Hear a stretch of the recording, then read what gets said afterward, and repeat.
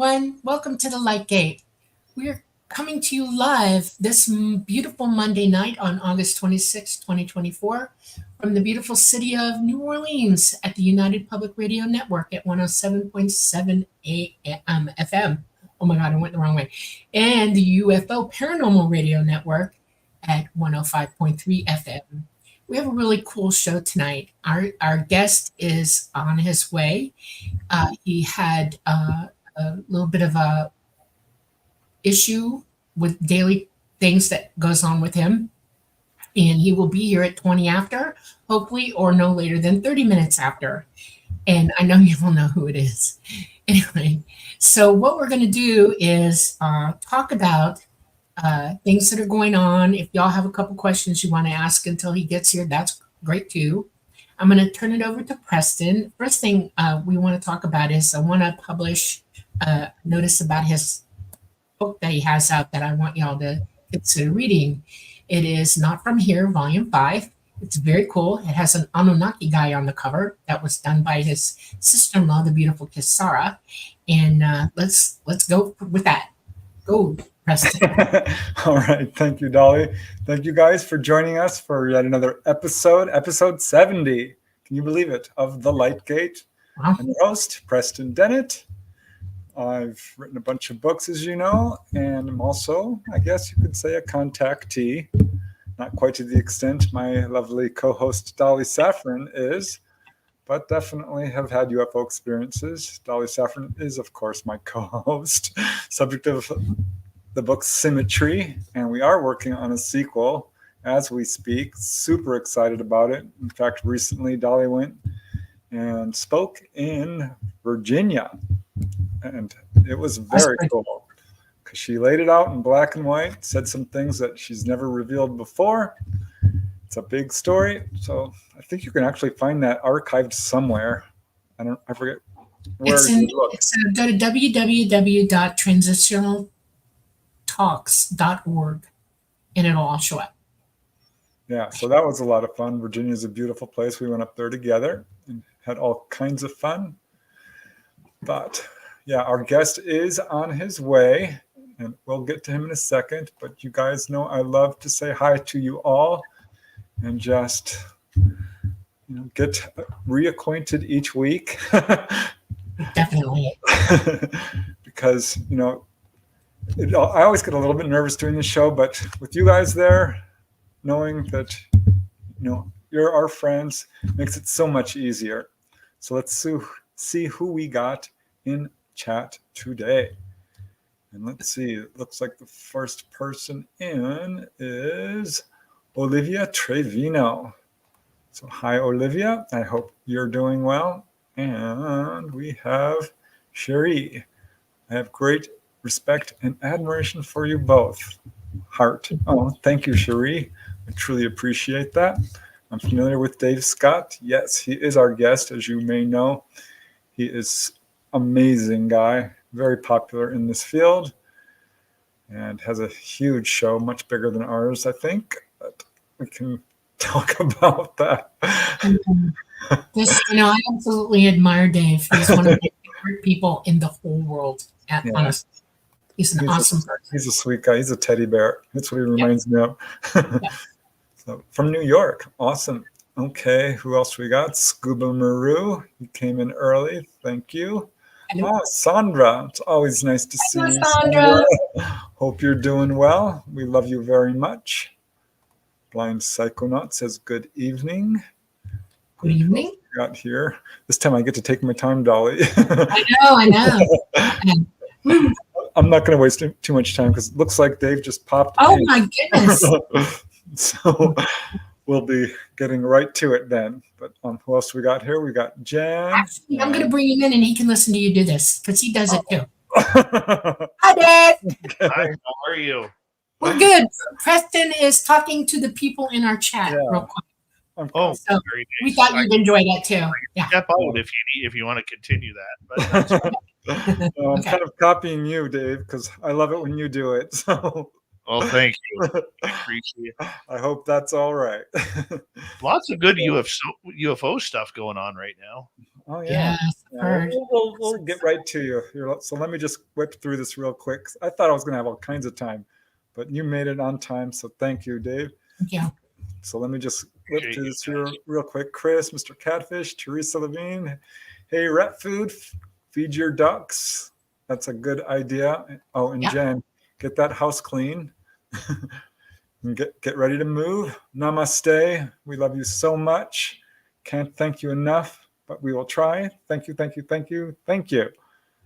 Who else we got here? Louise, greetings from New Jersey. And Louise. Alex Newberry. Yes, he is on the air at 9 p.m. Thankfully, that's in another time zone. So we're making him work hard tonight. Fly Dream Media. Who else we got here? Penny Coon. Super excited about Dave Scott. Yes, me too. Going to talk about Sasquatch for sure.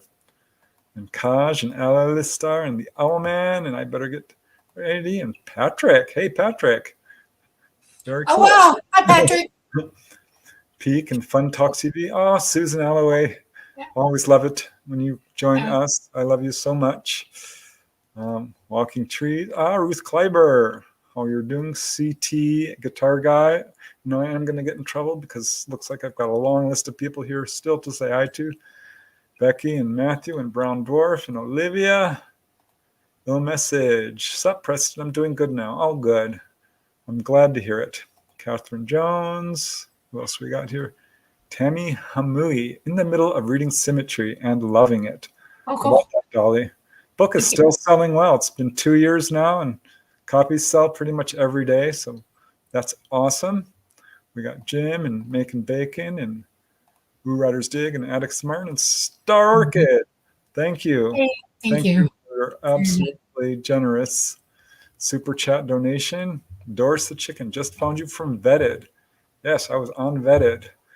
I was on the news, and it led to quite a bit of exposure, so that was fun. And okay, I'm better just get started here because I will get in trouble. A couple more, Dolly. Woodland Goblin, White Dragon, Tim Houston. He goes, you are a talk star. I'll take that. Yeah. Dave Rowe. From Reno, Nevada. Gaetano Zorzi. You guys, I can't say hi to you all tonight. Our guest is far too important. Yeah. Oh my goodness, but I do have to give Anderson Glenn. Go right ahead. I got time. Yeah, but I want to hear you, Dave. Oh, okay. Thank you, Anderson Glenn. That is so amazing. God. I love you just paid for my new microphone. Thank you. Oh my God. I ordered one on Amazon and it's coming Wednesday. So y'all hear me better. Okay, well, let's just get started because our guest is amazing. And pull up the banner there and read his bio because I learned a few things from your bio, Scott, but I did not know. All right. Yes. Tonight we are absolutely delighted and honored and frankly amazed to welcome Dave Scott. He's a UFO, paranormal, and Bigfoot experiencer and researcher and more. He is the creator and host of Canada's Spaced Out Radio, which runs Monday through Friday nights at spacedoutradio.com, one of my favorite shows out there. He's a former radio journalist. He graduated with a diploma in broadcast communications from one of Canada's top broadcasting schools, BCIT. That's way back in 1998. And he spent nearly 10 years in radio, mostly in sports, before leaving the field to pursue other interests, which are probably much more interesting. Dave's personal quest into the unknown started in December of 2011 when he had contact from what he calls the angel of death that he saw in his mother's eyes, which led to his first channeling experience. We're going to want to hear about that, Dave. After this incident, Dave's personal experiences started becoming more frequent. He's had paranormal experiences. Premonitions started coming true. A Bigfoot sighting with two of the creatures within, wait for it, 100 feet. That's close.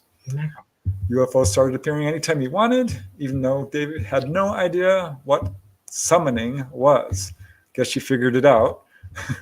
Personal sightings of 5 ET species, one who he's nicknamed Carl. On November 30th, 2014, Dave launched Spaced Out Radio. Dave's near decade as a journalist helped him craft a style of interview, making it comfortable and personal for his guests and listeners alike, something I can absolutely attest to, and I know Dolly can too. Dave looks at himself as one of the only trained and experienced radio journalists who is also a multiple experiencer of the unknown. And yeah, you can join Dave live from 9 p.m. to midnight Pacific every weeknight on Spaced Out Radio. The links are in the show description, so definitely check out his show if you don't already know it. If you don't already know it, I'm not sure how long you've been in this field, but probably not very long. Yeah. Because he's huge in this field. And both Dolly and I have been honored to be on his show before. And now we got you, Dave, on the other side of the table in the spotlight. I'm so excited about it. It's about time. I just want to say story about it. I just want to say a big thank you. I mean, Preston, you and Dolly are the reason why I continue to have not only a friendship with you guys, but continue to have you on is not just because of your knowledge, not just because of everything that you guys have learned over the years. It's because you're good people. You're nice people. And you guys are doing what you're doing for the betterment of the community. You're not there to stir up the crap. You're not there to judge people. You let the evidence kind of go where it goes, and then you write about it, you broadcast about it, you do everything about it. And I really appreciate that, because there's so many people out there right now who you have to interview or you want to interview, and they are so dedicated to their own thoughts and their own area of what they feel is expertise, that you can't have an open-minded conversation with a lot of people anymore in this field. So congratulations to you two for being amazing. And you guys, anytime you want to come on Spaced Out Radio, you know, all you have to do is say, hey man, can I come on? Be like, yep, let's bring them on. Same here. That's right. Very That's cool. right. Yeah, well, we're both huge admirers, as you know, because always doing your show is easy. Sometimes it sucks the energy out of me doing other people's shows. Not with you. I come back like, oh, that was fun. Energized. So, right back at you, Dave. Well, I think one of the big things is that people don't realize is podcasting and YouTube channels has become so popular over the last 5 years or so. I think what happens is, because most people who have these channels are not trained journalists, but they want to be hard hitting, that they think you got to be a jerk to the guest. That you know, I've often seen, even in my own chat room, why don't you ask the guest tough questions? Well, number one, my focus of the show is for the experience. I want to know the experience. But if we do have to ask tough questions, there's a way to ask a tough question without sounding like an a-hole. You know what I'm saying? Yes. And it goes right under the people's noses. I've had people, like when I interviewed Lou Elizondo a couple of years ago, say, you didn't ask him any tough questions. Really? I got out the fact that he pretty much all but stated that he had been face to face with an extraterrestrial. And then that clip went viral. That was a hard question, but it was the way we phrased it, you know? So it's just something that I try and do. I'm not trying to put anybody else down or anything like that. Everybody's got their own shtick and their own thing, but you can ask tough questions without having to be the aha, caught you guy. You know what I'm saying? Exactly. Well, it's working. I mean, the popularity of your show is a testament to it. So. Absolutely.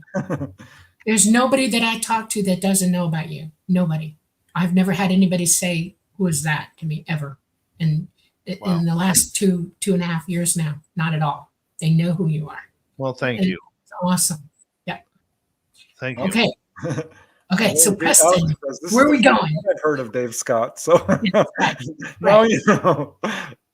Oh, yeah. Well, okay. I always like to start the show, and I'm probably going to blindside you a little bit because I didn't get to warn you, but I think it's okay. I always like to start the show asking our guests how, you know, they got involved in this field. What were they like as little kids?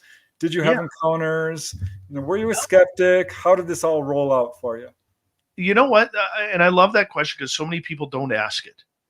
I grew up, I remember watching the $6 Million Man and seeing Bigfoot in there, and I was like, wow. And then I remember seeing the television show V, and Mhm. I remember it kind of scared me a little bit. And I've always been into UFOs and ghosts, but I've never really got into it.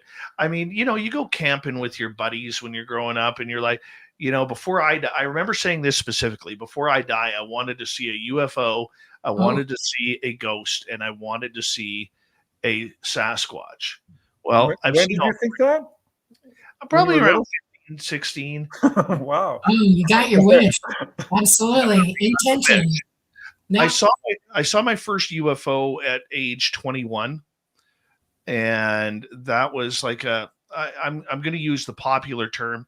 It's like it was like an orange tic tac, and I watched it fly across the sky, and it was about 2:30 in the morning, and I just got I'm not a drinker, so when I was young, even when I was younger, when my friends would go to the bar, I would always be designated driver. And so my friends could get as loopy as they wanted and know that they had a safe ride home. That's kind of the way we played it. And I got home, and it was one of those hot nights where, I still live with my mom and dad at that point. We didn't have air conditioning, and mom had all the, God bless her, had all the, windows open and the sliding door open. And I walked outside, grabbed a glass of water, walked outside, and I was just standing on the patio, and I heard this real deep buzzing sound. And what a lot of people don't know about me is I am very much an amateur enthusiast about military aircraft. Hmm. I love military aircraft. I tried getting into the Canadian Armed Forces, Oh, wow. 18, and there was a hiring freeze at that time. And I didn't get, by the time they lifted the hiring freeze, I already had pins in my knees from an accident. Hmm. So my dream of becoming a fighter pilot Hmm. never really came to fruition. But um, I ended up, I remember going to my hometown of Abbotsford, British Columbia, and every year we had this major air show there. And, I would watch all the jets fly in, and I would recognize their sounds and memorize, how they were and everything like that. And I remember on this night when I saw the UFO, it had a real deep buzzing sound, like a C-130 Hercules engine flying in the sky, where it's kind of like a propeller on the front, but it still has like an engine in the back that's blowing the steam out of it and makes a very distinct sound, except this was a little deeper sound. And then I look up, I see the orange light. I'm like, okay, there's no red, there's no green. What is this? And it flew over, and then all of a sudden, just at a snap of a finger, the light turned out. And then about 15, 20 seconds later, boom, the sound went out. And I went, holy cow, I just saw you, right? Yep. And when was that? Pardon me? When What was year? that? Oh, that would have been 1990. How old was I? I turned 20 in 93. So about 1994. Wow. All right. That's 394. interesting. Yep. Mm-hmm. So I really didn't. I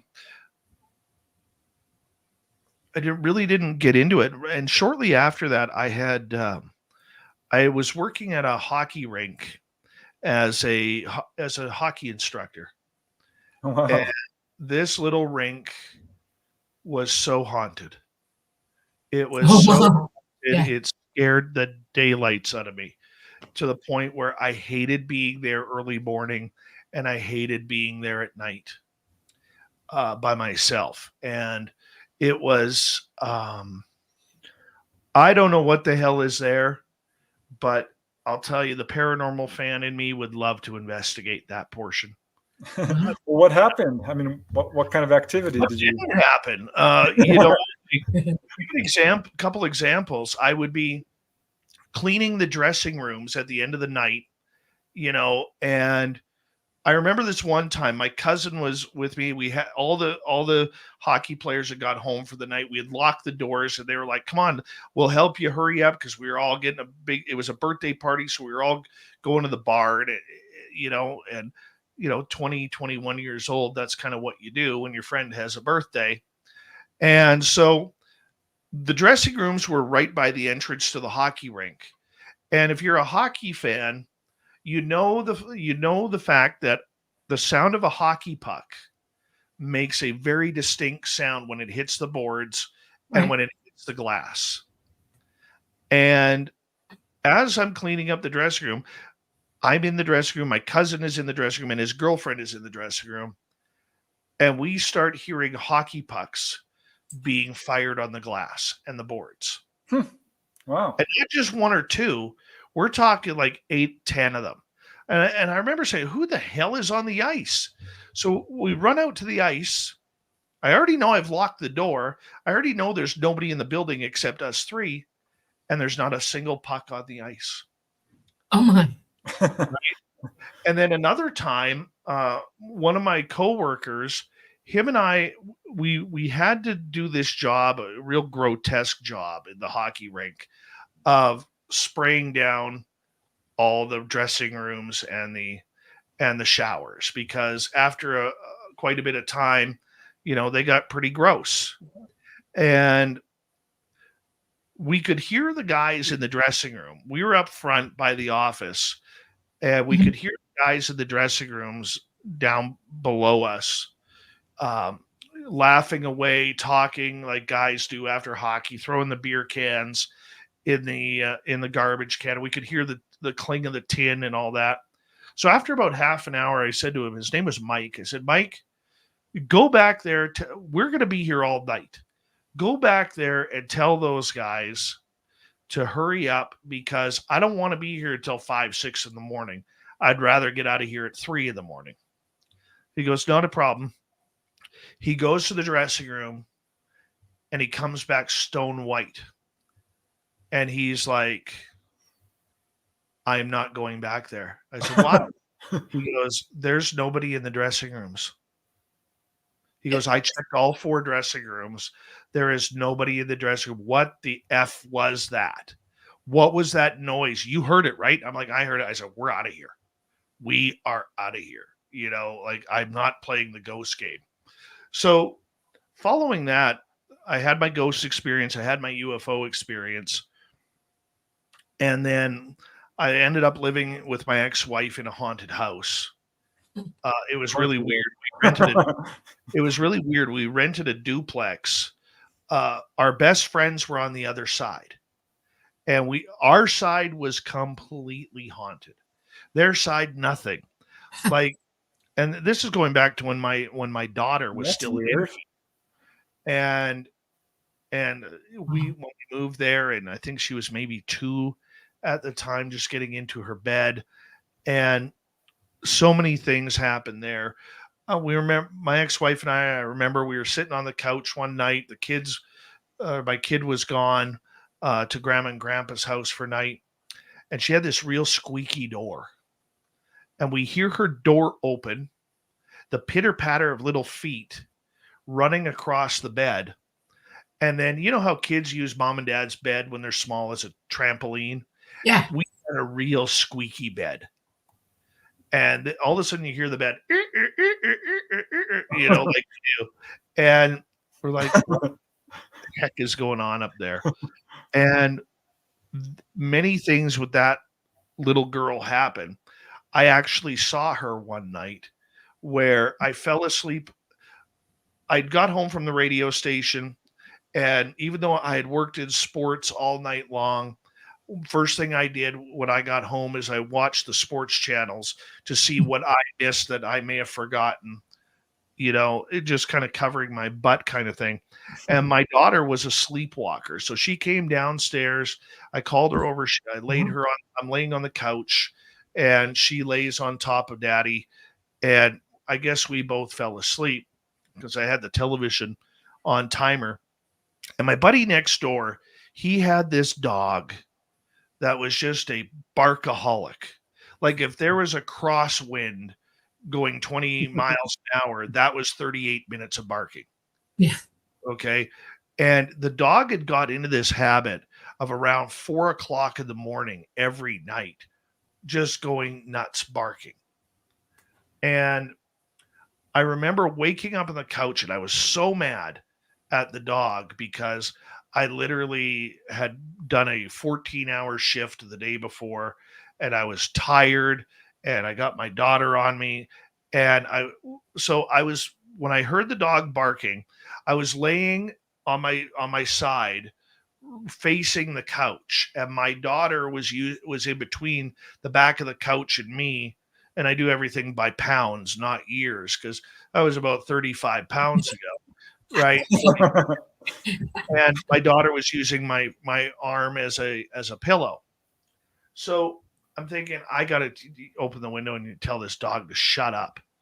And we walked in, or pardon me, not walked in. What did I say that for?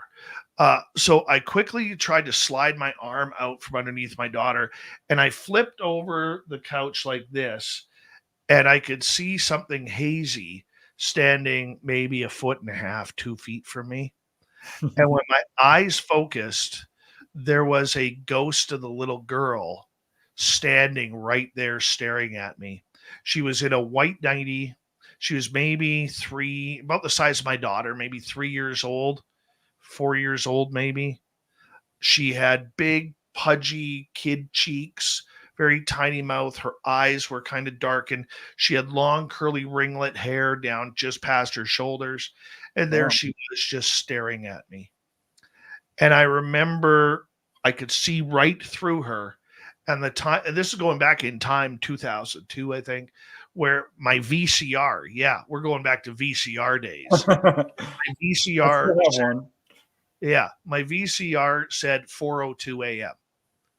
And I remember doing what any man would do. I grabbed the blanket, I rolled back over towards the couch, and I put the blanket over my head, and I'm like, oh my God, did I just see what I saw? And I'm like, okay, take a breath. This is right out of a horror movie. Let's, is she going to kill me? What's going to happen? It's a little girl, Dave. Come on. Yeah, that's how horror movies start, right? She is a ghost. Okay. So I end up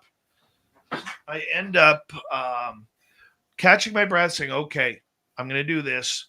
I grab the covers, I throw them off, I roll over, and she is gone. Yeah. So I grab my daughter, run upstairs. I put my daughter in her bed, go into my room. I close the door, and it was nuts. Did you ever find out who she was?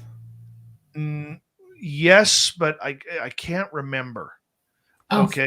I know we had a psychic read the area, and he had stated that you have never been to my house. He goes, you have a real steep stairwell, don't you? I said, yes. He goes, because I'm picturing her falling down the stairs and breaking her neck. Being chased by her brothers. And apparently we had 4 spirits in that place. There was a heroin addict who had died in the house, according to the psychic. Because a lot of nights we'd hear the sound of scratching in our closet, like on the drywall. And we had cats, so we knew we didn't have mice or rats, but you'd hear the scratching. And we had a ghost on our property that would wander around, and we had the baby girl, and then apparently her mother. So these are all active spirits, and I'm wondering if the ghosts of the hockey rink were more, what would you call it? Like, there's a name for it, echoes or It's a resonant echo. Yeah. It's playing back. That's why I wanted to know where the rink was, if it the topography of the area, because if you were on a lot of granite, rock, that can happen. And if it's wired a certain way, it will play back anything that's been in the building. Residual haunting. That's the term. Yeah, residual. Yeah. And right. I've had that happen to me a few times. It is wow. I went to broadcasting school, did my thing, loved listening to Art Bell at night, and then George Norrie. And, we would sit in our radio station, even though a different radio station was playing them. But we would listen to them at night while we were doing our thing at our own radio station. And, That's weird. and you know, I thought, man, that would be a dream job doing that. And, so I quit radio in 2007. I took a job that I loved and learned to hate it in radio. Got out, threw my microphone, all my stuff away, just didn't want anything to do with it. And then in 2011, that's where things really started to kind of come together, where it was December 13th, 2011 at 7:45 p.m. And when you get traumatized by something, it's easy to remember dates and times. And that night we were doing a early Christmas for my daughter. My ex-wife and I agreed that she could go on a Christmas cruise and New Year's cruise to the Caribbean with her maternal grandparents. So I figured, you know what, instead of waiting for her, and seeing all the presents under the tree, for her having to wait until I think she got home like January 10th or something like that. Like she was gone for like 3.5 weeks. Wow. I figured, you know what, we'll do an early Christmas for her. So I had all my side of the family over. We had about 22 people there. And I remember there was a Vancouver Canucks game on the television. They were playing the San Jose Sharks. Wow, you do remember. Yeah. And I remember there was a Canucks game, but I had to eventually go back and look who they were playing. Because, and it's kind of important at this time while I'm telling the story, and I'll mention it here momentarily. So at about 7:45 at night, my parents, like, we don't have a close family. We're not close. Like, I haven't talked to my one sister since my mom passed away. Prior to that, I hadn't talked to her in 2-3 years. My other sister, well, we come and go. We're just not a close family. There's a lot of love there, but just we're not close. And so I got really pissed off because at 7:45, my parents announced they were leaving. And I'm like, why? Like, we have everybody here. You're always wanting family get-togethers. We're doing a family get-together. Your granddaughter's going away for Christmas. Spend some time with her, right? And no, gotta go. I said, and I remember getting real snarky with my dad. I said, why do you have to leave? The Canucks game's on the TV. You can watch it here. Well, my parents he goes, it's not the Canucks game. Dancing with the Stars starts in 15 minutes, right? We got to get home. It's a 15-minute drive home. I'm like, are you kidding me right now? You are actually leaving a family event to go home to watch Dancing with the effing Stars? Like, my dad and I talk very hockey talk to each other. I'm like, whatever. Good night. See you. So my mother-in-law, my new mother-in-law, and my partner and my sister were kind of cleaning up the kitchen area, and there was a doorway between the kitchen and the dining room, which led into the living room, and I was just kind of helping pick up dishes because I'm just steaming mad at this point. And my mom goes into the kitchen, my partner comes and gets me, says, hey, your mom's in the kitchen, go give her a hug. So I figure, well, that's a polite thing to do. So I go give my I put the plates down plates or glasses down on the dining room table, and I walk into the kitchen, and my mom's kind of walking through the doorway to me. And that's when I noticed something very weird. And this is the night it all started. Wow. Everybody was silent. Even the hockey game was silent. And I looked into my mother's beautiful blue eyes, and they were jet black with her pupils now white.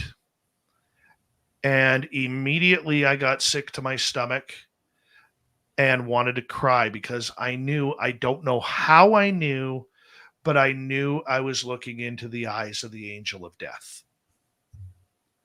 And I kind of cocked my head to the right, kind of like, what the hell is going on here? And my mom all of a sudden got this real shocked face, kind of like, oh, you see me. But she didn't whisper that, but it was kind of like that. Oh my God, you're seeing this. And then my mom shook her head once, her eyes went blue, the sound went back on the television, and everybody started moving again. Yeah. Damn. And now all of this happened in maybe 5 seconds. Maybe 5 seconds, could have been less. Okay, I could be generous on the time there. And I ran down to my bedroom, and my partner knew that something was wrong because she had been going to all these woo classes of, spirituality, meditation, BS that I didn't believe in, right? Thought it was a waste of time, but she enjoyed it. Go. I don't really care. Okay. And she runs into the room. She goes, what happened? And I'm crying. I am literally crying. And I said, I just saw the angel of death in my mother's eyes. And she goes, oh my God, what it looked like. So I told her, and she goes, okay, get yourself together. Your mom and dad are at the door. You got to go say goodbye. So I went back, said goodbye, and gave them each a hug. They drove off. So a couple hours after that, everybody had left, kids are in bed. And my partner, the way our dining room was set up, or our living room was set up, we had a love seat, then the table, and then across from that was the couch. And she goes, why don't you just sit down, relax, and tell me what you saw? She lit a white candle on the table, saying that it's going to help with any spirit activity to bring it forward, and a glass of water. Even though I'm a Pepsi and Coca-Cola freak, she gave me a glass of water, and I'm sitting down, and she goes, just close your eyes. She goes, I'm going to ask you some questions. Just kind of, she didn't use the word meditate because she knew that I wouldn't appreciate that word at that time. And she said, just tell me what happened. So as I started talking to her, I could literally hear this voice in my ear. And I was telling her, and she's like, well, what's that voice saying? I said, it's him. It's the angel of death. And I ended up channeling him. Oh my. Now, my understanding of channeling, I have a remote control right here, okay, from TV screen that I use for the show. My idea of channeling prior to that was, on a Sunday night at like midnight, you can't sleep, but there's never anything on. So you channel your way through the remote as fast as you can in order to finally find something that might be worth watching. Yeah. That's what I thought channeling was. I never knew anything about it. So the angel of death tells me, through me, I should say, says that I wasn't supposed to see him. But because I did, he felt he owed me an explanation. My mom at that time was a 2-time cancer survivor. And as a family, this part's a little emotional. Yeah. As a family, we had watched my mom become very addicted to sympathy. And so we weren't being nice to mom. And what I mean by that is, you'd hear her, you'd call up and you'd pick up the phone, or she'd pick up the phone and she'd be like, hello, hi mom, it's me. How you doing? And then immediately she would change her voice. She'd be like, oh, I'm so much in pain. The pain. And it'd be like, yeah, great. Is dad there?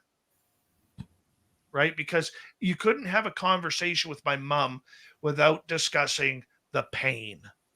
Yep. Poor me syndrome. I know about it. Yep. Yeah. And so it became very frustrating. But the angel of death kicked my ass on that one. He said, indeed, my mother was very ill. And he said, if you don't start taking better care of her as a family, I'm going to take her home. He didn't say heaven. He didn't say hell.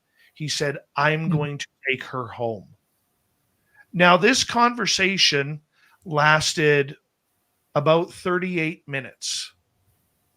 It was recorded, except at the early stages of iPhone, out of nowhere, you would get the blue screen of death. Yeah. You know, in the Right. iPhone 3, Yeah. the Yeah. blue screen of death. Well, that's where we lost the recording. Oh. Yeah. So the angel of death, I asked the angel of death, well, how do I keep my mother alive? And he said, show her love.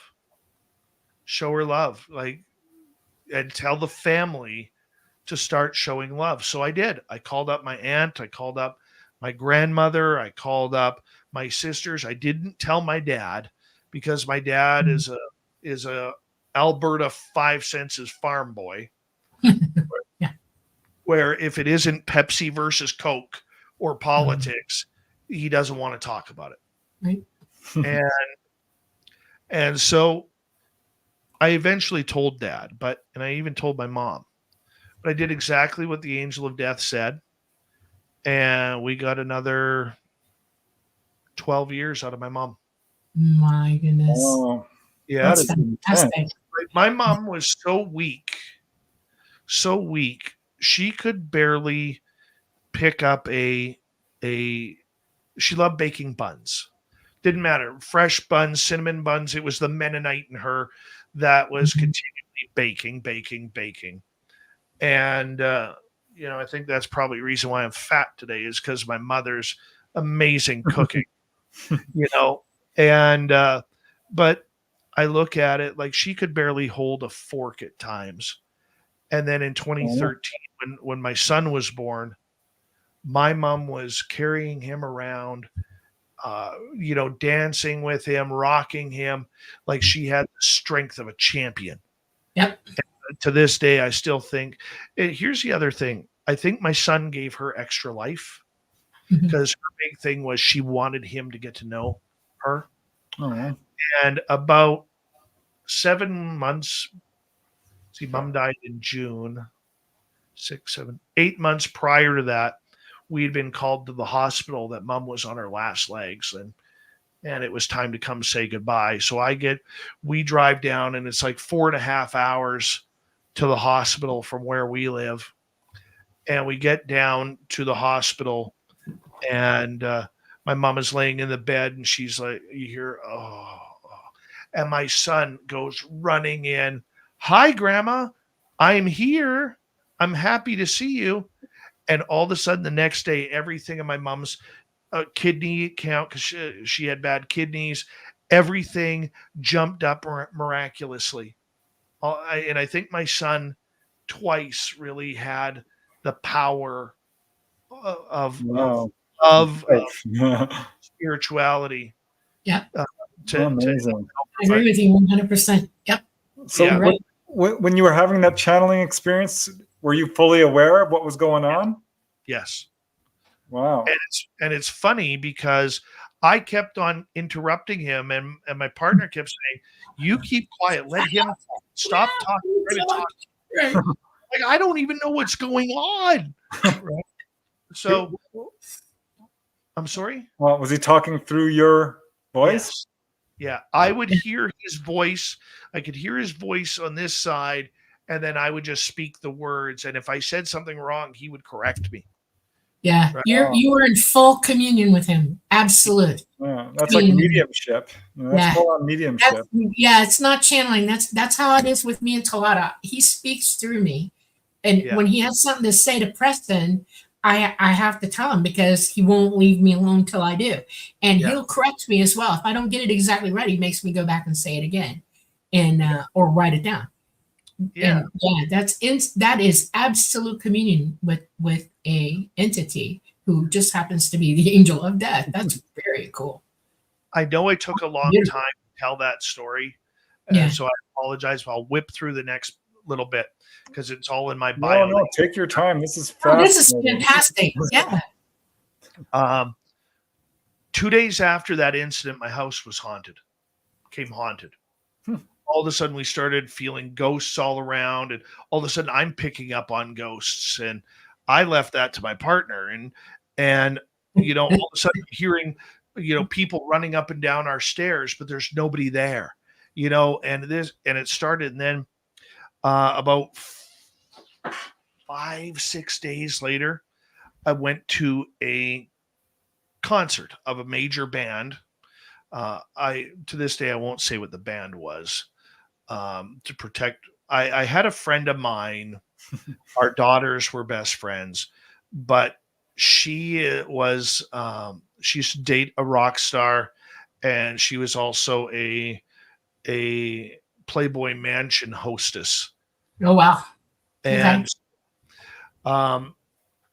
when she broke up with the rock star, I had said to her, I said, "Don't worry, I feel something bigger is coming for you." And this was a couple of years prior to this. And on December 17th of that year, went to a concert. She's sitting, it's me and my partner, and she and her stepdad. We all went. They were sitting like 4 rows behind us. And I see this guitarist on stage. And I remember leaning over to my partner. I said, "That's her next boyfriend, not my partner's, this, my friend's next boyfriend." And within 3 minutes, she ran down right into us. She goes, "Oh my God, I'm in love." And so 11 months later, she ran into him face to face in Las Vegas, and he wouldn't leave her alone. Like, he was just enamored with her. And I predicted that whole situation when he would go on tour with the band. She's like, "I haven't heard from him. What's going on?" I said, "Don't worry." I said, "They're flying back tonight. He'll give you a call by 11:30 tomorrow night." And, I remember this one time I said, "You know what? He's going to call you on Easter." And this was when Easter was in March. And she's like, "He never called. He never called. You finally screwed up on one." I said, "It's still Easter. He's got an hour to go." It was like 11 o'clock at night when she was texting conversation, pardon me, not a phone call. And I said, "Good night." I said, "Wait up. He's going to text." And 15 minutes later, I got a text message. "How did you know?" Because That's what I want to know. You're awake. You were absolutely awake. Yeah. Wow. And so after that, I kept working on I met a gentleman named Pascal Lachance, who is my ultimate guru. And he was my partner's meditation coach. And he's a giant of a man. He is probably 6'3", probably 335 pounds. He is the most pleasant man you could ever meet. But when he shakes your hand, he lets you know that he's not a big wimp. You know what I'm saying? And I was telling him about the experiences of the channeling. He got real interested. So I remember this night, it was about 4, 5, 6 months after this happened. And he said the most important words in my life. And he goes, "Come on, let's go for a drive." I'm like, "It's 11:30 at night and I have to work tomorrow morning." He goes, "Who cares? What's time? Let's go for a drive." So we go for a drive. And the first thing, and I'm a little weirded out by this because I barely know this guy. And the first thing he says is, "Okay, put your seatbelt on." I put my seatbelt on. He goes, "Okay." As we start going, he goes, "Lift your jacket up in the back." And he puts this giant bear paw of a hand on my back, like my lower back. And I'm like, "What the hell are you doing? Like, I don't know this guy. Are you fondling me? Are you going to grope me? Or, at least tweak my nipples and make me excited." Right? And Okay. start putting energy into my body. And he goes, "Okay, I feel your blockages. You have them in your knees, in your hips, in your elbows, in your shoulders, in your wrists, your ankles." And I said, "Okay, like, what does this mean? I thought we were just going to talk about channeling." And he looks at me and he goes, "Dave, how far down the rabbit hole do you want to go?" All the way. Yeah. And I Die. made the mistake of saying all the way. And he goes, when you go all the way, you can't come back. And I said, man, if I get to talk to ghosts and can understand what's happening to them, I said, let's do this. So for the next year and a half, we were working with each other. And to this day, I owe him everything. I really do. I'm not as good at the channeling anymore. I'm not as good at the summoning anymore. I'm not as good at, because I don't practice. I don't have time to practice. I barely have time.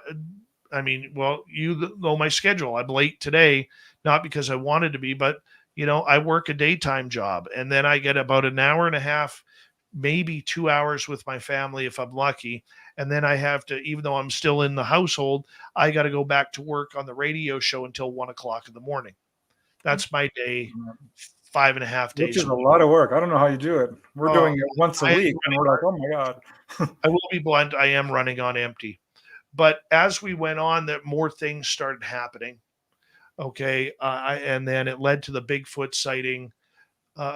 We'd met these people who owned a 10-acre parcel of land that had been in their family for 43 years.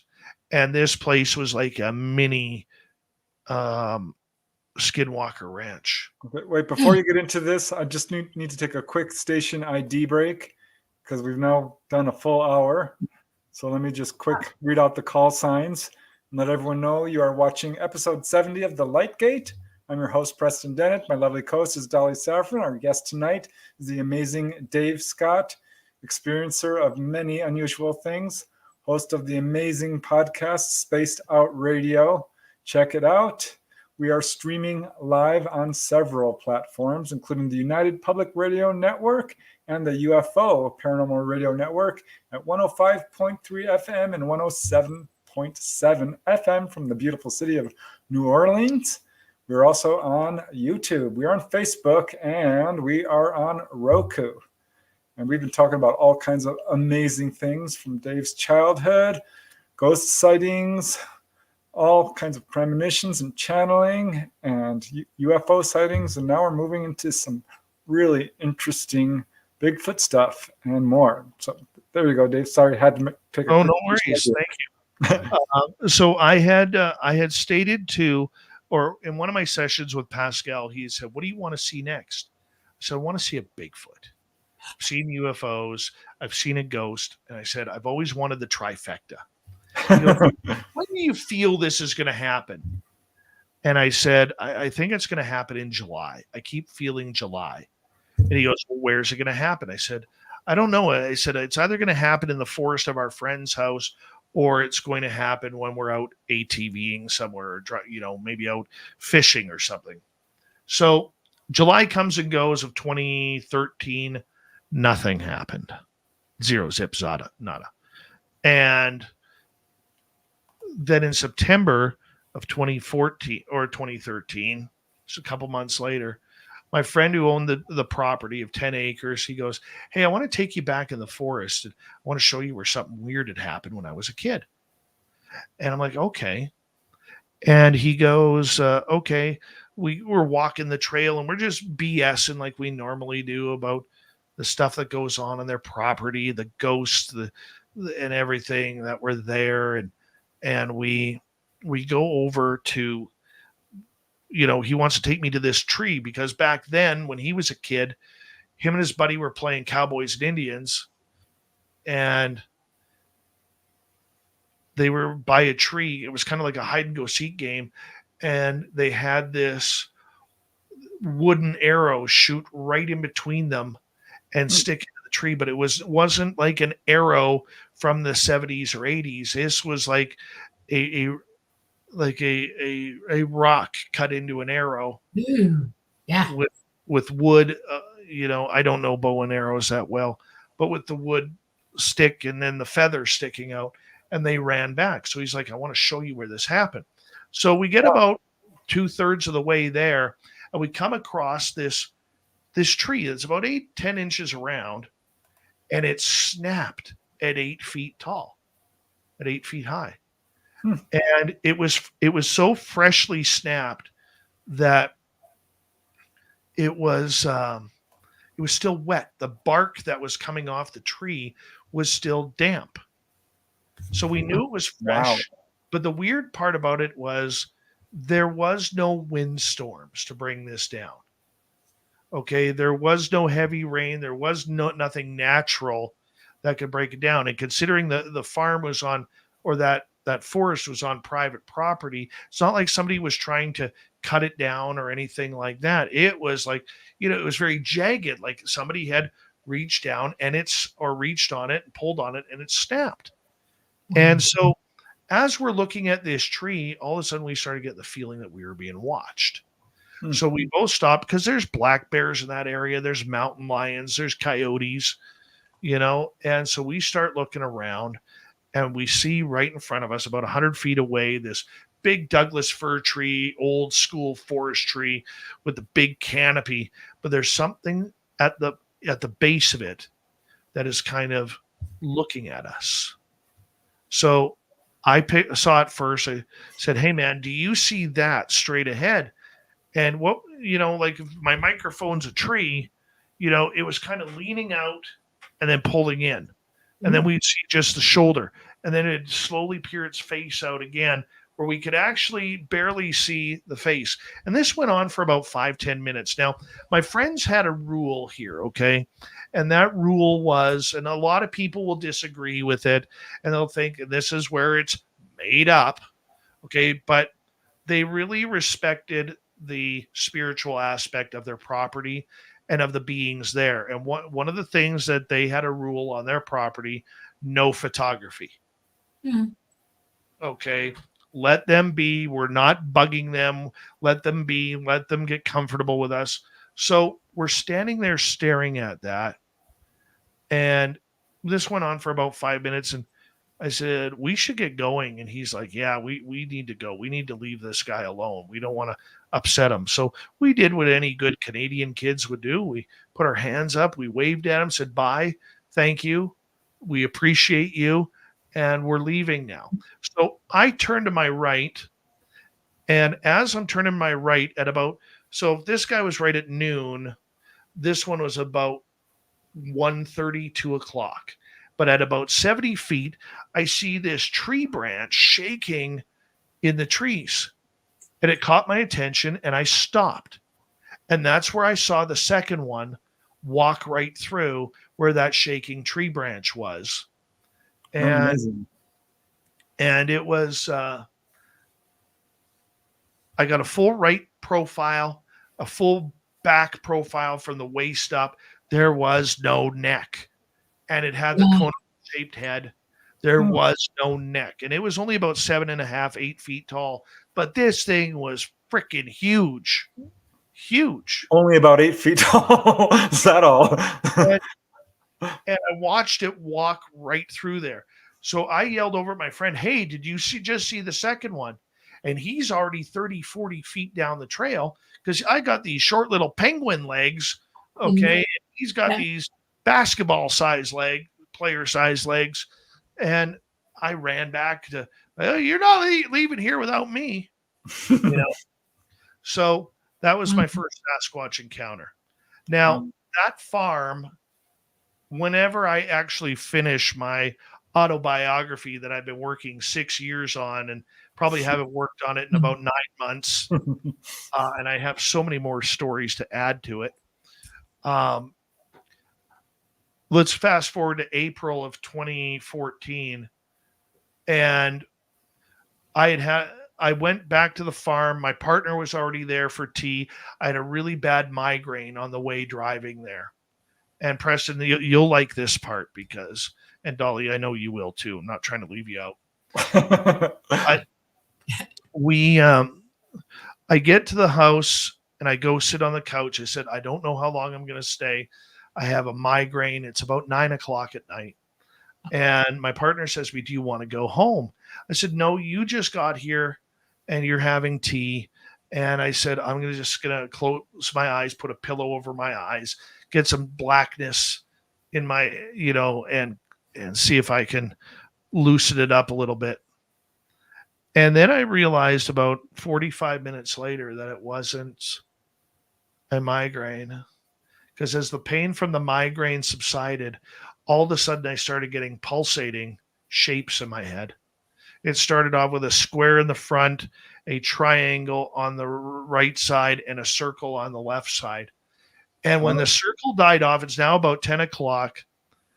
I sat up straight and I had this anxiety attack that I had to go into their backfield. Like I had to go in there right now. I think I know what this is leading to. Yeah. I tell my partner this, and she's like, "Can I come?" I said, "No, you have to stay in here with our son," because our son was 10 months old at that time. The lady of the house, who I no longer have any affiliation with, she says to her hubby, "Dave's picking something up. We need to get our shoes on and go right now." And I looked at her and I said, "He's not invited.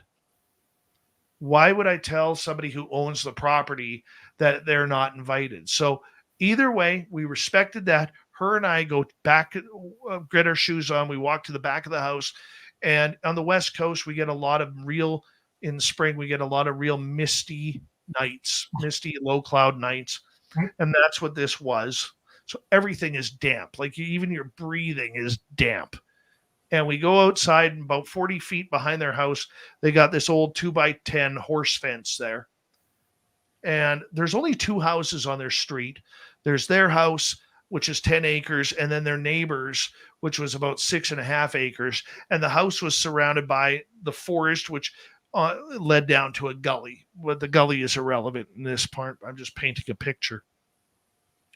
And we ended up going back to that fence, and I'm like, "Do you feel?" Or she's like, "Do you feel that?" I'm like, "Yeah, there's something out here." She's like, "No doubt." She goes, "Well, you're the one they called outside.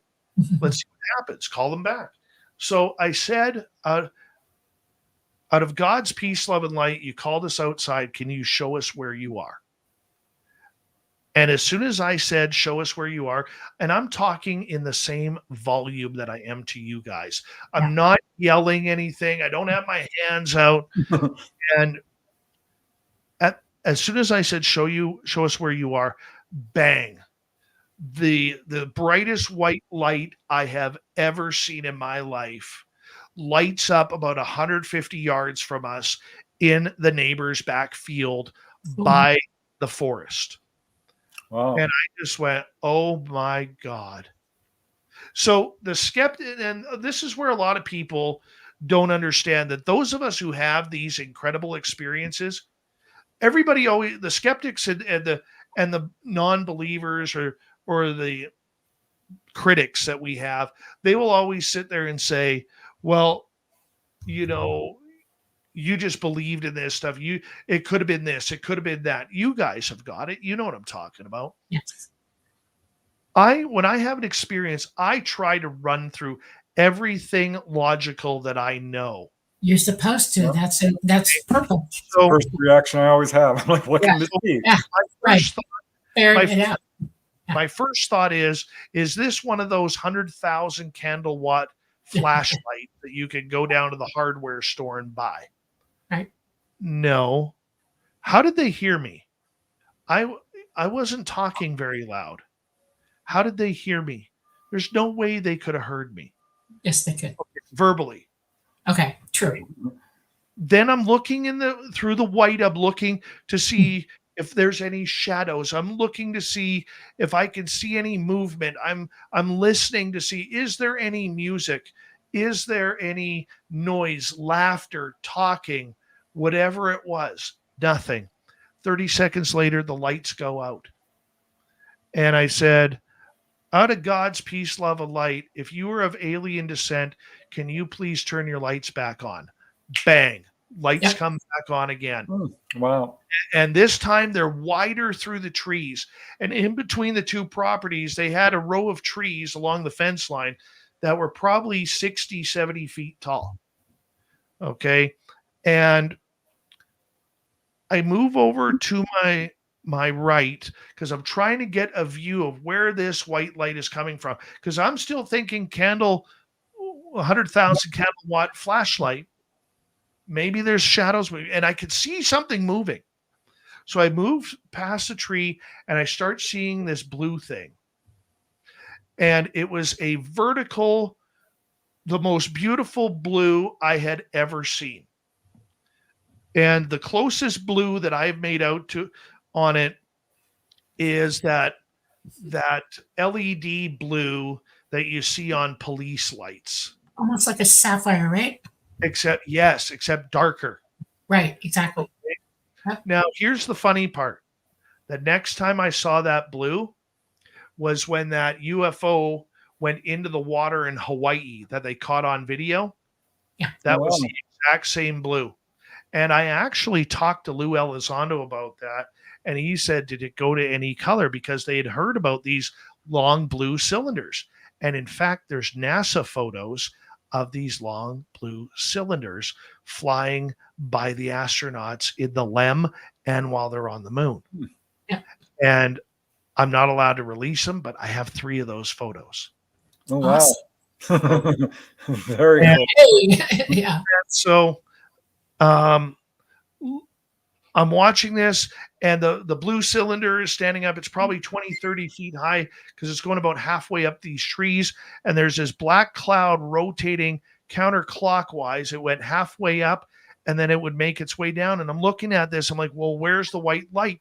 The white light was emanating from the bottom of this. It was kind of shelving out that way, like a lotus bloom almost. And all of a sudden, 30 seconds later, light went out. Well, what are you thinking while all this is going on? What's going on through your head? I don't know what to think. Like this, you're in this moment of having this amazing experience happen, but you don't want to believe it's happening. It's scary. So my friend says, let's go over there. And I went, no, we're not going over there. And she goes, what? Everything's good. Well, let's go look at it. I said, no, we're not doing that. I said, we don't know what. I remember talking very sternly to her. I said, we don't know what that is. And I said, if I have to go back, if that thing takes you, I have to go into that house, and I am suspect number 1. And I said, that ain't happening. So she stayed with me, and she goes, well, try it one more time. I said, just so I know I'm not crazy, out of God's peace, love, and light, will you turn the light on one final time? Bang, comes back on. Everything is the same. Okay. But here's where it got weird at the end. You know, when the skeptics will say it's satellites that are hitting the tin or the metal hitting the sun, when you get the power-ups. Okay. Well, my partner and I used to go outside with a glass of wine, sit on our patio, and count satellites. But prior to this, we started noticing that these power-ups were always happening above our house or in the vicinity of our house, most of the time over top. And I always thought it was just satellites. And so after about 30 seconds, the lights went off and then back on like a light switch. On, off, on, off, on, off. It did this about 9-10 times before everything went silent.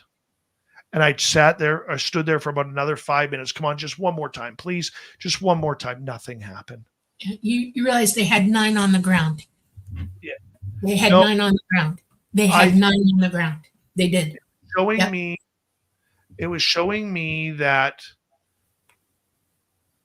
the power-ups that I was seeing above were not satellites. They weren't distraction. It was them powering up saying, hey guys, we're here. Time to pay attention. Right. Well, there's always a bunch of reasons why they do stuff. But one of the things you were witnessing was something that not many people get to see, Dave. The blue light is a beam of interdimensional energy. Sometimes they look like ribbons, but when they're specifically that close to the ground, it comes down as a pipe, a colored pipe. Okay. And that's how they eject down and they eject up. and they flash because it takes that amount of energy to bring them up. They power up because they're only on batteries, and they have to use their nuclear power at that Right. point. And you saw 9 go up, and that's something they never ever show people. You're probably the only person I've ever heard talk about it other than myself. That's amazing. I can tell you right now, Elizondo has seen it, Okay. but his cylinders change. The reports he took, I shouldn't say he's seen it. The reports he took of it Okay. were changing color. He's like, did it go red, orange, green, white? And I said, no, mine just stayed blue. Right. If they go red, they're fully interdimensional at that point. The whole craft goes interdimensional. If it's red, you're seeing it leave this dimension and go into the fourth. Literally watching it. Yeah. So 5 days later, I didn't sleep for 5 days after this. No. And I ended up going back we got invited back to the farm. It was a Wednesday, April 15th of 2024. And our friend said the day before that she had met this lifelong ET contactee. She was going to be over at the house. Come meet her. So I meet this young lady who's very popular in our world now, named Samantha Mowat. And yeah, she's been on my show. To me, she's the best kept secret in ufology. And Samantha. Every time I'm with her, something weird happens. So about 25 minutes after meeting her, the girls are doing their little tea thing, and the kids are running around, and they're all doing the small talk, and here I am pacing. I haven't been back to the farm. Samantha looks at me and she goes, "You want to go outside, don't you?" After we told her what had happened. I said, "Yeah." She goes, "You mind if I come with you?" Sure, not a problem. So I take her into the backfield. It's 2:00 in the afternoon. Take her into the backfield. I'm showing her where the craft was. And I kept on saying it felt like they left something for me there. And I never found it, but it felt like they had left like a crystal or something there for me. And I used to bring my 2 dogs over there to run around. The farm had a dog and the neighbors had a dog. And all 4 dogs were running around us, having fun. And Samantha, after about 10 minutes, Samantha, she gets this weird look on her face that she looks completely perplexed. It's the only way that I can describe it. And she goes, "Dave, I've known this girl 25 minutes. Okay." She goes, "You want to go in the forest?" Oh boy. Okay. She goes, "We're going to see something, right?" And I went, "Yeah, I know." She goes, "But from what I know, ETs don't like dogs, so I'm not sure if they will be there." So we try and shoo the dogs back to the house. But the dogs kept following us back, all excited. So we figured, screw it, let's just go. We make small talk. We follow the trail down to the fence line that crosses into the forest. All 4 dogs are running ahead of us. And we get to the gate. All 4 dogs run into the forest. We walk about 50 yards into the forest. Samantha gets that perplexed look in her face again. And she's looking around. I said, "What's the matter?" She goes, "Dave, where's the dogs?" All 4 dogs were gone. So like stupid white people in a horror movie, we keep going. Oh, no. Right? Okay. We walk probably another 50 yards into the forest. And Samantha is very petite and tiny. She looks like a pixie with red hair. She's like Tinkerbell with red hair. And she jumps up on this tree stump and she starts having this perplexed look on her face again. And I'm about 18 inches from her. She goes, "Dave, look at me." So I did. She goes, "I don't want you to be afraid, but I want you to look that way." And she points north. She goes, "And I want you to tell me what you see." So I take a deep breath. I turn to my left. And for the next 3-4 minutes, the only thing I could say was, "What the F is that, Samantha? What the F is that? What is that, Samantha? What the F is that?" Because 200 feet in front of us, I'm standing there staring at a 10 to 12 foot extraterrestrial tan colored being. Yeah. It's looking back at me. I can see the head. I can see the neck. I can see the beanpole type body. I did not see any arms. I did not see any legs. And I'm staring at this thing, and it's tan in color, and it's like when you put way too much cream in your coffee, that light color tan. Yeah, mocha. Is it moving at all? No, it's just standing there, and I'm frozen. And all of a sudden, Samantha says, "Oh, they're sending me a message." I didn't know there was a second being there. But the second being, is communicating with Samantha, and they say, "You're more than welcome to come over and say hello. We're not here to harm you. We're not here to take you. However, we are worried about the man's health." Well, there's only two people out there, and I know Samantha's not a man, and I'm pretty sure I am. It was you. Yeah.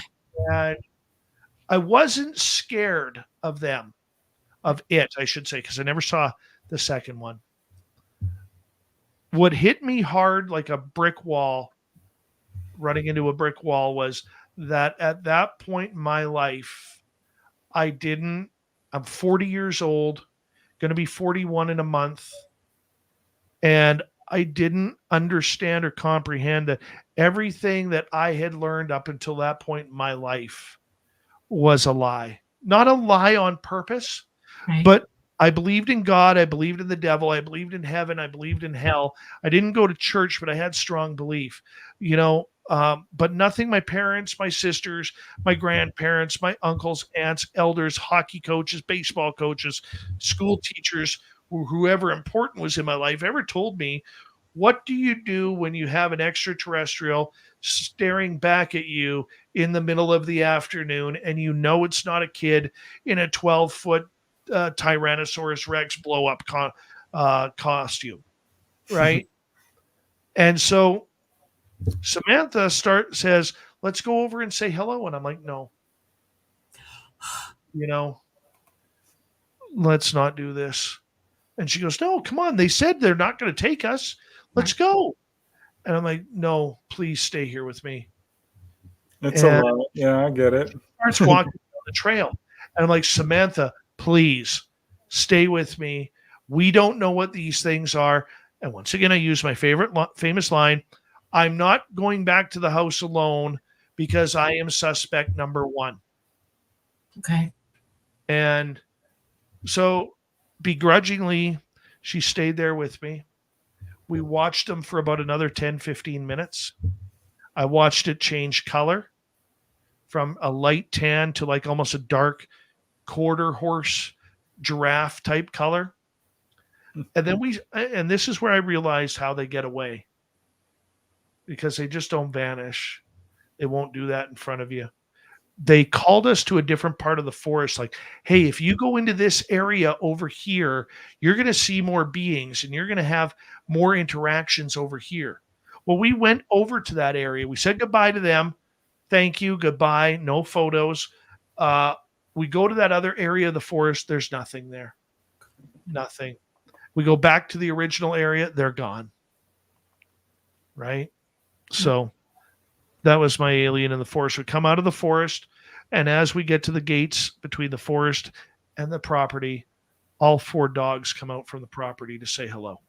Yep. And as we're walking back to the farm, Samantha says to me, "Have you ever been taken?" I'm like, "No."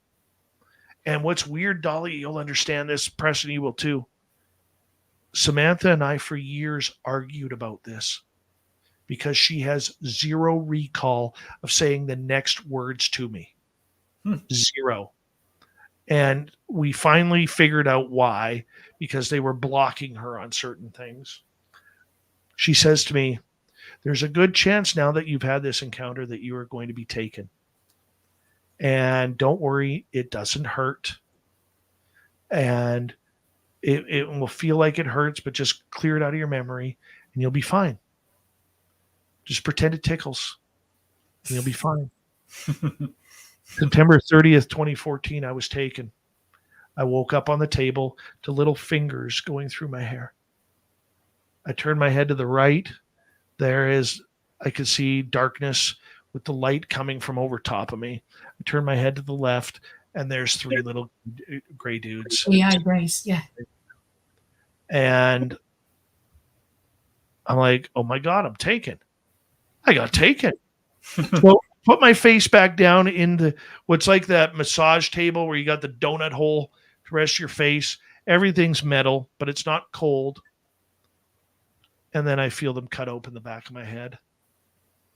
And then and the guy who's over top of my shoulder starts pulling my skin this way. Mm-hmm. And then I felt what I perceived to be a saw cut open the back of my head. And the funny part about this is I am screaming. And then I hear Samantha's voice say, don't remember I told you, Dave, it doesn't hurt.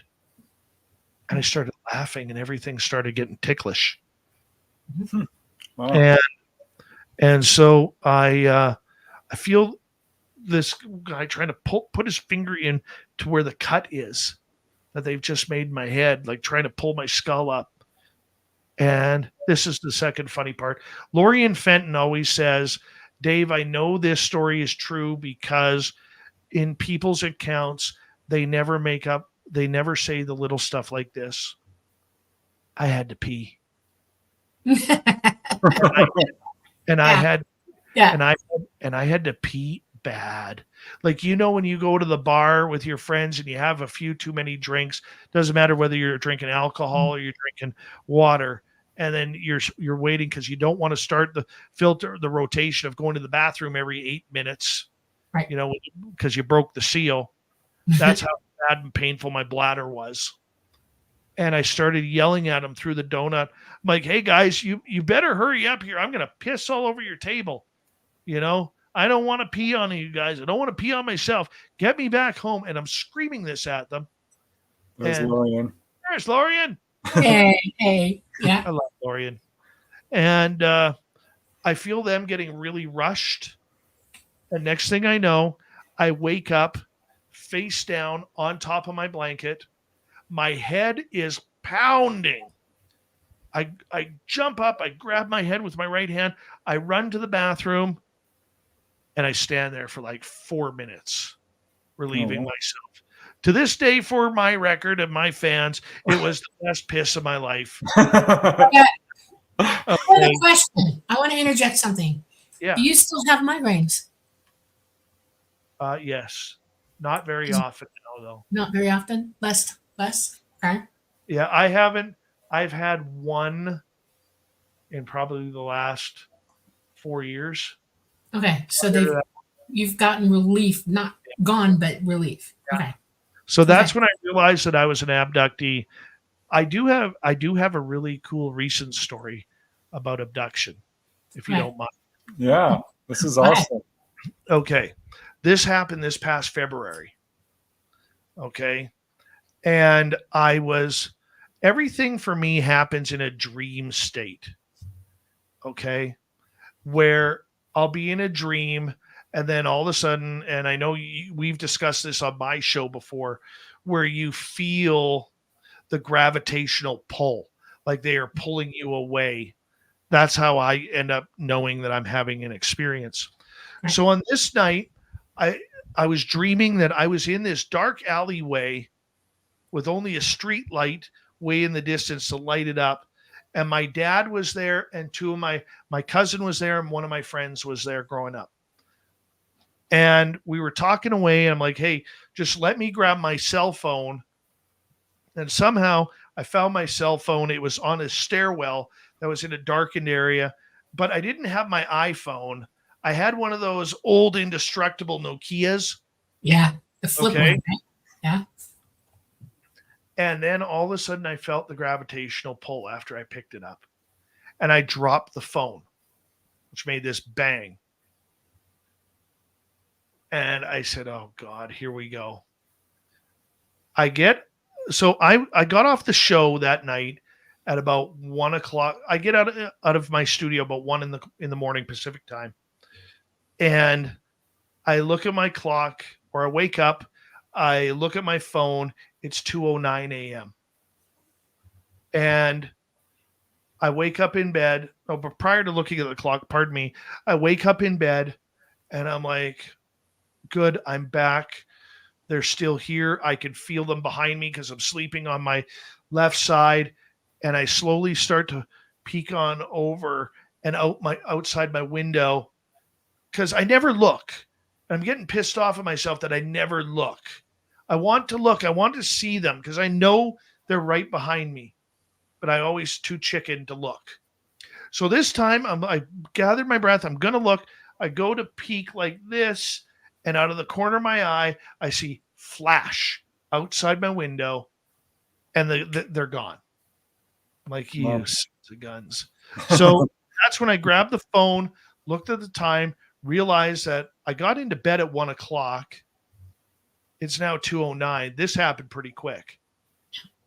And so I end up going into, or I'm wide awake and I slide off my bed. And the second my feet hit the floor, and Dolly, you can maybe explain this to me a little bit better than I know. But the second my feet hit the floor, I was overcome with absolute cold chills to the point where my teeth were chattering. Yeah. I've never had that happen before. I've got recall on about 9 or 10 different times I've been taken. But I ran to the bathroom, did my thing, and I was so cold and shivering that I actually jumped in the shower to warm up. I was in the shower for about 10, 11 minutes. Yeah. And I took the hot water as hot as I could take it. Yeah. I get Were out you of the sweating shower. at the same time? No. Okay. All right. I then crawl into bed and I wake up in the morning to my alarm and I realize that something in my chest has changed.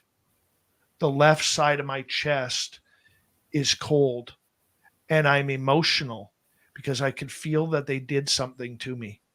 And I'd been having some real health problems. I kept it real quiet, but I'd been having some real bad health problems with breathing. I'm now on a CPAP machine in order to be able to breathe at night because I took a sleep test where I was not breathing they tested me out of 429 minutes or 425 minutes that I was asleep. I was not breathing for 261 minutes. I was on the verge of either a major stroke, heart attack, or something that would have killed me. That's scary. And so they did something to my chest. Yeah. And you experienced surgical shock. Some people do that. They get really, really cold after a procedure. Yeah. And it happens. Yep. Now I have another question because this is going to blow you away a little bit, I think. Yeah. They only come back for people they want you to keep going. Okay.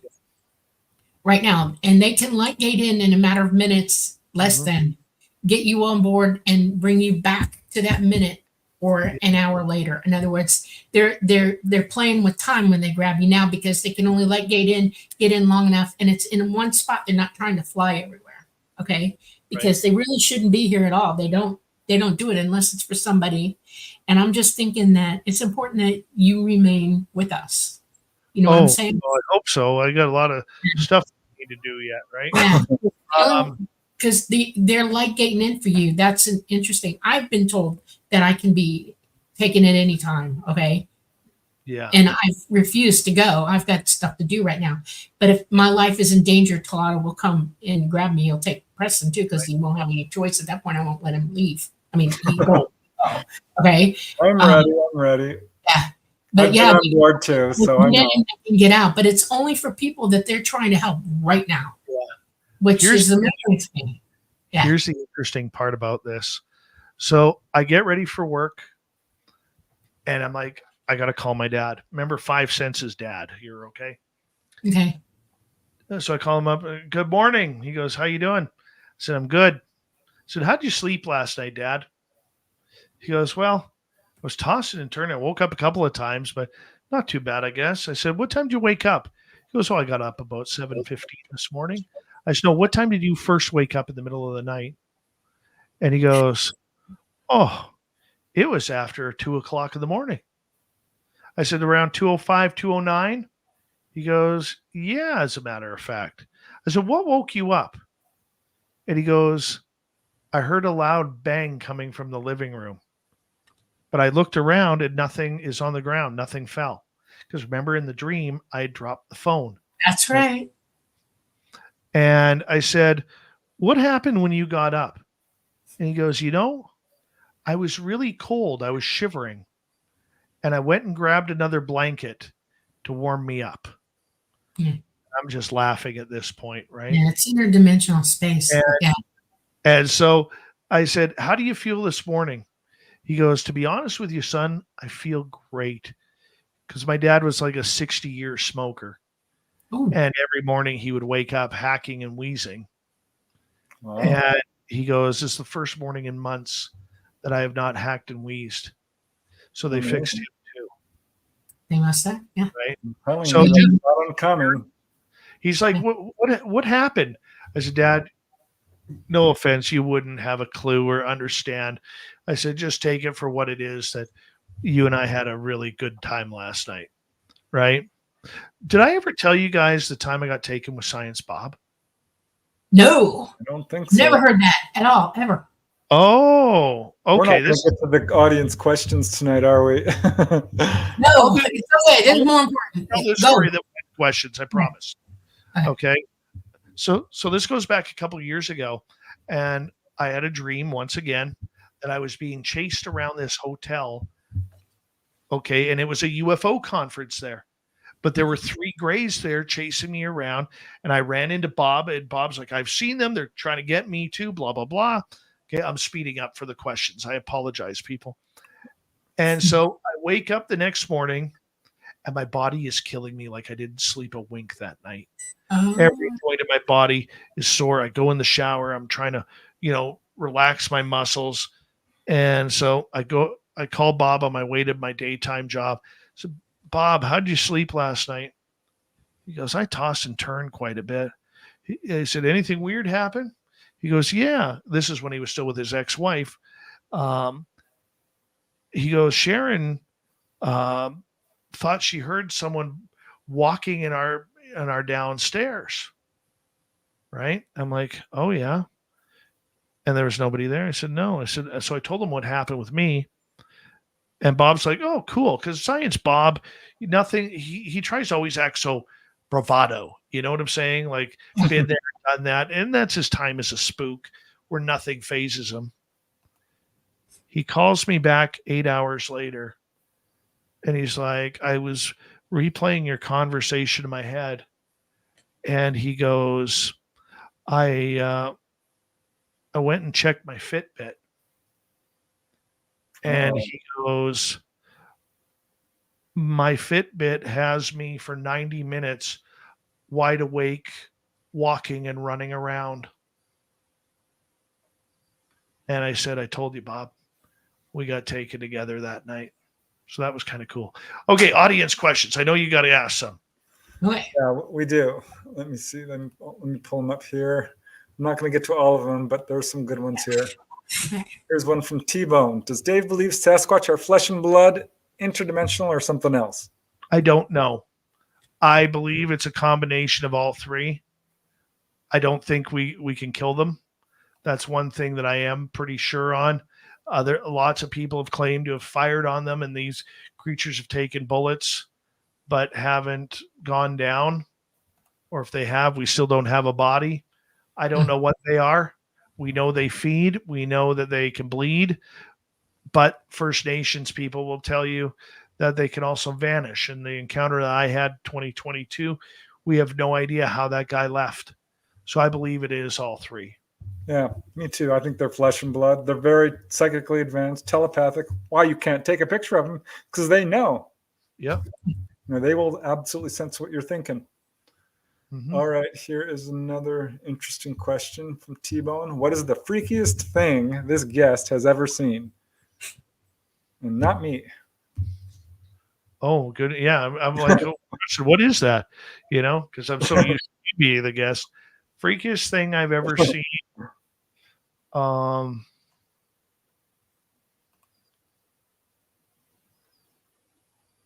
I'd have to take some time to think about that. All I know right, there is we'll go back to it then. 'cause- probably the angel of death. That was the scariest That thing. would be pretty freaky to me. Yeah. That was the ranks scariest. up there. All right, Groucho Trout. Question: does Dave think the Sasquatch is connected to alien UFO activity? Absolutely. Absolutely. And I'll even throw another caveat in there. I think there's a reason why you hear so many more people today talk about the phenomenon. Okay, because it's not just ufology anymore. It's not just paranormal. It's not just near death experiences, astral travel, remote viewing, ghosts, cryptids. It is all one. And the more deeper you go down the rabbit hole, the more it all seems to be tied together. So I do believe that there is this invisible stitching that keeps everything together. Yeah, I agree. There's absolutely commonalities and parallels and connections of all kinds. Okay, let's see. So those are really some of the best ones. Here's one from Dude from Texas. Has Dave had a dogman encounter? And what's your theory on this cryptid? It is real. I don't want one. And I know where they are in my area. And I purposefully stay out of that area. I have a couple of First Nations elders who've told me a story about them hunting. They were out hunting black bear, and the one raised his rifle, and as he looked through the scope, he was going to drop one. He looked through the scope. He brought his rifle down and said to his brother, "We need to go now." And they realized that it wasn't two black bears, that it was two dogmen standing there watching them. Yep. And if they would have shot at them, they probably wouldn't be alive today. Right. I agree. I believe a lot of what First Nation people say, just for the record. You know, they have stories that have been going on for hundreds and thousands of years that have been passed down generation to generation. I think one of the reasons why we haven't solved any of these mysteries is because what I like to call Caucasian Christian science, that if we can't use the five senses, it doesn't exist. Whereas First Nations, they have a lot more open mind, and I believe that they have a lot more answers that we could give them credit for. So I have a lot of respect for First Nations and the elders who pass down those stories. And I have no Native heritage in me, just for the record. Okay. Ukrainian. I'm Ostahatchee. Yeah. My great-granny-grandma was full-blooded Ostahatchee. Yeah. Yeah. So I have a question for you, Dave. All these experiences, are you glad to have them? You know, is this something that you are happy that's happened to you? I mean, I'm glad that it happened because I've seen things that are extraordinary. I've had experiences that are extraordinary. As I've gotten older, those and become more busy, those experiences have died down quite a bit over the last number of years. I hope one day that they can come back. It's addicting, but there's a real downside to all of this too. I've lost a lot of friends. A lot of people talk behind my back, call me weirdo, and not that I mind. Nice. I consider that a compliment, but I have a lot of people who don't want to be around me anymore because I went down here. I know. And that's hard. My happily boring life came to an end. I wish I wasn't working 14 hours a day for the last nearly 10 years. I know the feeling. I have to keep the bills on. I have to keep the bills paid, and I love doing this show. This show is very good for my mentality and my spiritual being. I don't like the way ufology has gone, especially recently. I've the UAP crowd, I haven't really adopted or warmed up to that. No, there's Preston, and I absolutely not. You know, I don't like the governmental side of what's going on. I don't believe in the threat narrative. Correct. And it's very difficult. It's a very difficult place to meander now. And so it's been both, Preston. Yeah, well, I totally understand it. I have all kinds of questions. Do you have any past life recall? One where the reason why I didn't make it as a fighter, I had two different psychics tell me the same story. The reason why I didn't make it as a fighter pilot this time around is because I was a fighter pilot in World War II. Wow. I looked up the name that came to me, and it was weird because when the psychic introduced herself to me, she actually used that first name of Glenn. And it was like Glenn Derringer or something like that. But when I looked up, and I did a brief look a number of years ago, looking for pilots killed in the Battle of Britain, and I never found the name. So I don't know. That kind of threw me for a loop. But according to the two psychics, I was shot down and killed in the Battle of Britain fighting for the British. Yikes. Yeah. Well, have the ETs ever spoken to you or given you any messages, or Nothing. have you asked? To be blunt, Have you No. asked them? no. That's why I'm laughing, because no, he had not. It would Right. have. Yeah. Yeah. Yeah, They would have answered you. I never have. Probably should. Yeah, it might be interesting because they will communicate. Yes. But Absolutely. you had one, like almost an altercation with a gray at one point, right? Because I remember I wrote in one of my Not From Here books, I punched a gray in the face. Yeah, that was kind of cool. I had, for a lot of us experiencers, we get little snippets, like the scenes that they allow us to have. Sometimes are only about a minute long, if that. And on this one, I remember being taken on craft, and I was kind of standing there dopey, but I could hear them. Here's the weird part. I could hear them talking in English. Yep. And I picked my head up, and they were about 5.5 feet. There was one standing right in front of me, and one on my left holding my left wrist, one on my right holding my right wrist, and there was two more on the right of him. And I picked my head up, and all of a sudden I hear one of them say, "OS, he's awake, he's awake, he's awake." And I got my left hand free, and I punched that one. I used to, going back a few pounds ago, I used to be a pretty good fighter. And I hit this gray square in the chest. It felt like that silicone rubber that they do all the body testing on for car accidents. That I don't know what that material is. It almost looks like head cheese, right? 3 fingers or 4 fingers? I don't recall. Okay. All I know is that one in front of me went flying. It hit a dark wall, and I went to turn from the next one, and that's where I went lights out again. Yep.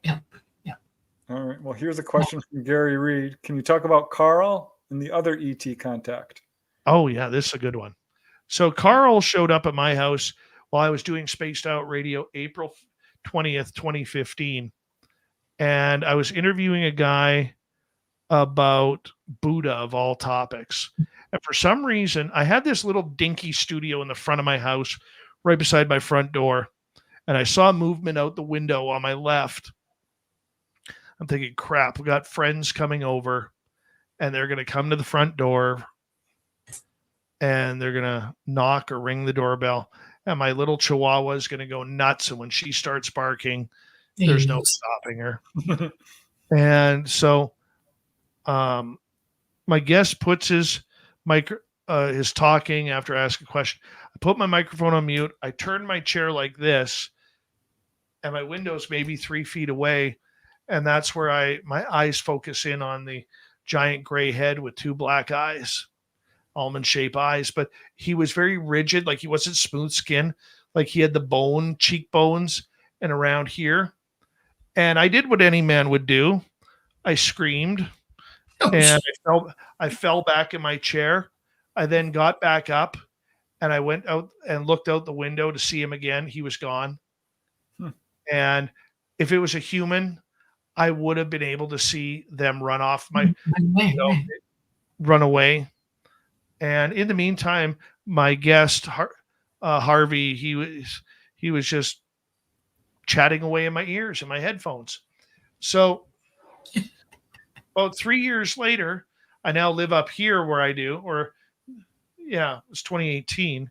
I now live up here, and I am having a conversation with Olaf Phillips about secret space program or something like that. And I get that feeling that because I nicknamed him Carl, he needed a name, so I nicknamed him Carl, and I ended up feeling that he was around. So after my show, I go up on my patio, and I'm like, "Okay, Carl, where are you?" And just like out of the movie Signs, I hear the coming from my backyard and then up my driveway. Like they're having a conversation going on with that. And I listened to that for a while. That was kind of cool. Wow. Yeah. Amazing. I'll go into more, but I know we're running out of time. Julie Farrell's asking, is that episode in the archives? Not on the YouTube archives. We were still on Blog Talk Radio back then. So wow. Yeah. Wow. I used to listen to Blog Talk Radio. Yeah. Yeah. The Olaf Phillips one is there. I just don't know where it is. All right. Well, we still have like 3 minutes. Is there anything else you want to leave people with before we have to start wrapping this up? Yeah. And I appreciate that. If this is your first time hearing of us, hi, how are you? I'm Dave. Yeah, if you're somebody who isn't, hi, how are you? I'm Dave. And thank you very much for allowing me to share some stories. We got to do this again because I got to get you guys up to date on Flight 21. Okay. Yeah, there was a question in chat about that, but yeah. Just didn't have time to get to all of them. I'd love that's an entire at least an hour and a half of a show. Yeah. Oh. We could do, I tell you what, let's take turns. We'll go on your show next and you come back on ours. Okay. Yeah. We'll do a roundtable that way. Social media wise, it's Spaced Out Radio everywhere. Look for the owl logo, that one right there. Yeah. And yes, much love to you guys. Thank you very much for your time. And I had so much fun with you guys. I rarely get this. You would think I get a lot of these opportunities to actually speak on other podcasts. I don't. I do one maybe every 3, 4, 5 months. Oh, wow. Oh my goodness. Wow. Well, just so you know, notice that we're wearing purple tonight. I saw that actually. I did. That was for you. That was absolutely for you. Here's a little thing. The colors in our logo are there because those are the colors of the Northern Lights. That's right. Yep. That's why we go with them. I did that by pure chance, Dolly. I didn't get the memo. I just. I did. I knew what I was doing. When I saw purple, I thought you realized that. Well, you saw me wearing purple. Sometimes you'll put on what I have on. Yeah. That's what I thought you did tonight. I just picked up on it. Yep. That was awesome, Dave. Wow. Just so you know, I watch you more than you know. I don't always come into the chat and say anything, but I know what's going on. I watch your show all the time. All the time. Yeah. Your show is awesome. It's one of the best out there. Yes. And I appreciate both of you guys so much. Thank you. I want to give a shout out to all you guys out there who came for the show. Thank you so much. Thank you, Namaste, for the chats. And Glenn Anderson, you guys have been incredibly generous tonight. T-Bone and Blind Psychonaut and Gizmo. I'm sorry we didn't get to all your guys' questions, but truly do appreciate the super chats. It's going to help with Dolly's microphone and putting on this show. Yeah. Well, yeah, thank you guys. It's been awesome. Can't wait to have Dave back on. Boy, this is one of my favorite shows ever. I know. And I want you to hang with us, Dave, after we close, because I want to see if we can do dates tonight and figure out when you're coming on again. Okay? All right. Everyone, thank you so much for coming to the Light Gate on a Monday night. We really appreciate all of you. We love all of you. This is more fun than I can tell you. The experiences of experiencers are what it really makes this subject roll, because it is the experiencers who can tell the honest retelling of what's going on. The government isn't going to go there with us. And someday maybe we'll go to Congress and have a voice. Anyway, we are coming to you live from the beautiful city of New Orleans. Christine. Got to say hi to Christine. Sorry. Okay. Hi, Chris. Absolutely. And anyway, so we're in New Orleans, and we get a big old radio tower out there at the United Public Radio Network at 107.7 FM. And we're also the same radio tower, no kidding, out in New Orleans at the UFO Paranormal Radio Network at 105.3 FM. We are on Roku, Facebook, and YouTube. Please come back and see us next week. We'll be ready for you with another fun show. And hopefully Dave will be back in maybe a month. That would be very cool. And we love you. Y'all have a great night and a great week. Namaste.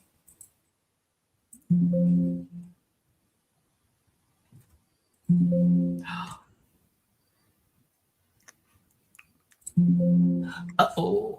You want me to end it, Dolly? Yes, please. It won't let me. Okay. The government's not done with us. No kidding.